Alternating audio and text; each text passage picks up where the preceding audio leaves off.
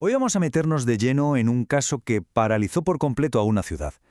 Una serie de ataques sin un patrón claro, sin lógica aparente, donde cualquiera, en cualquier momento, podía convertirse en la siguiente víctima. Esta frase es que pone los pelos de punta, ¿verdad? Se pronunció con una calma terrible y nos da una idea bastante clara de la mentalidad de los hombres que convirtieron Phoenix en su coto de caza particular. Por aquel entonces nadie sabía quiénes eran, pero sus palabras ya pintaban un retrato aterrador. Piénsenlo por un momento. Vivir así durante 14 largos meses. Salir a dar un paseo, montar en bici o simplemente esperar el autobús podía ser lo último que hicieras. El miedo no venía de algo que se pudiera entender, como un robo o una venganza. No. Venía de la pura y dura aleatoriedad. A ver, para que nos hagamos una idea de la escala de este pánico, es fundamental que veamos cómo se fue desarrollando esta campaña de terror paso a paso. Todo arrancó en mayo de 2005, al principio de forma esporádica pero sin pausa. Poco a poco los ataques se intensificaron de una forma brutal. Y ojo, los objetivos es que no tenían ningún sentido. Una persona en bici, otra en una parada de bus, alguien que simplemente iba caminando. Hasta dispararon animales. No había un perfil de víctima. Lo único que conectaba todo era el caos. Pero si había algo realmente retorcido en todo esto, era descubrir cómo los propios asesinos veían lo que hacían. Para ellos no era una ola de crímenes, era algo mucho más trivial, un hobby. Violencia recreativa aleatoria. Vamos a dejar que estas palabras calen hondo. Para ellos, aterrorizar a toda una ciudad era un juego, un deporte, una forma de pasar el rato. Y es precisamente esa mentalidad lo que hizo que todo fuera tan terrorífico y, sobre todo, tan impredecible. Así que, en esencia, la policía estaba persiguiendo a un fantasma, ¿no? El modus operandi era tan sencillo como brutalmente efectivo. Conducir, elegir a alguien al azar, disparar y desaparecer. Sin conexión entre las víctimas, sin un motivo que investigar y con muy pocas pruebas físicas, los investigadores estaban en un callejón sin salida. Claro, todo esto no era solo una tragedia humana, que por supuesto lo era. Para la policía, se estaba convirtiendo en una auténtica pesadilla estadística, un problema casi imposible de resolver. Y aquí viene la pregunta del millón. ¿Por qué era tan difícil? No se trataba solo de que los asesinos fueran listos. El problema era la naturaleza misma de sus crímenes. La respuesta, curiosamente, está en los datos, en las estadísticas de resolución de homicidios.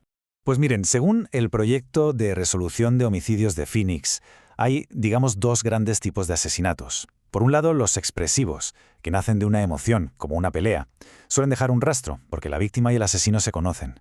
Pero luego están los instrumentales, donde el asesinato es un medio para conseguir algo y las partes no se conocen de nada. Y esos son mucho más complicados. Y la diferencia en las tasas de resolución es que es brutal. Mientras que casi la mitad de los casos expresivos se resolvían, la cifra se desplomaba a poco más del 30% en los instrumentales. ¿Y qué tipo de crímenes cometían los tiradores en serie? Exacto. Exclusivamente los más difíciles de resolver. Y es que, si lo miras, este caso era como el manual perfecto de un crimen irresoluble. Cumplía todos los requisitos: víctimas y asesinos desconocidos, uso de un arma de fuego a distancia y crímenes cometidos al aire libre, contaminando la escena. Era literalmente la tormenta perfecta para que el caso quedara sin resolver. Y por si fuera poco, la policía de Phoenix ya venía luchando contra una tendencia a la baja en la resolución de homicidios. Para 2006 la tasa general había caído a poco más del 40%.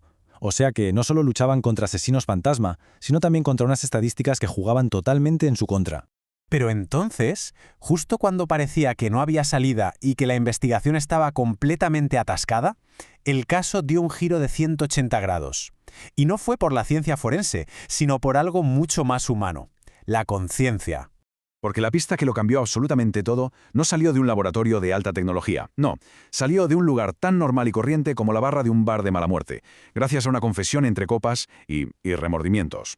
Todo empieza con un tipo, Ron Horton, que escucha a su amigo, Samuel Deiteman, confesar entre copas que él es uno de los tiradores. Su primera llamada a la policía se perdió, era una más entre miles, pero el asesinato de Robin Blasnek lo cambió todo. Horton, que ya no podía más con la culpa, volvió a llamar, y esta vez dio un detalle que fue oro puro. Conectó a Deiteman con unos incendios en un Walmart, un caso que, a diferencia de los tiroteos, sí tenía imágenes de cámaras de seguridad. De repente la policía tenía un nombre y por fin una cara. Y con esa pista todo se acelera.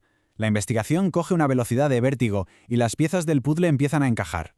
¿Y los sospechosos? Bueno, eran la clase de personas que nunca te imaginarías. Por un lado, Dale Hausner, un padre de familia, conserje, con una vida social superactiva. Hacía monólogos, era periodista de boxeo, hasta tenía una foto con Mike Tyson. Y por otro, su compañero de piso, Samuel Dietemann. Un hombre consumido por sus adicciones y una conciencia que no le dejaba vivir. Dos caras de una misma moneda. Nadie podría haber imaginado lo que hacían por las noches. La policía se puso las pilas, claro. Encontraron el coche que coincidía con las descripciones. Los equipos de vigilancia los vieron cazar, buscando nuevas víctimas.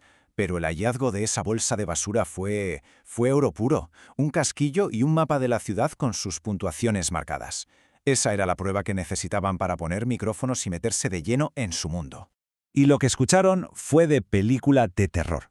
Hausner no es que no se arrepintiera, es que estaba ofendido porque los medios no le atribuían todos sus ataques. Quería que el recuento de víctimas fuera el correcto. Esta otra cita es que te deja helado. Muestra una desconexión con la realidad total. Se veían a sí mismos como figuras importantes, como pioneros. Y todo esto mientras su hija pequeña veía una película de Disney a pocos metros. La banalidad del mal en estado puro.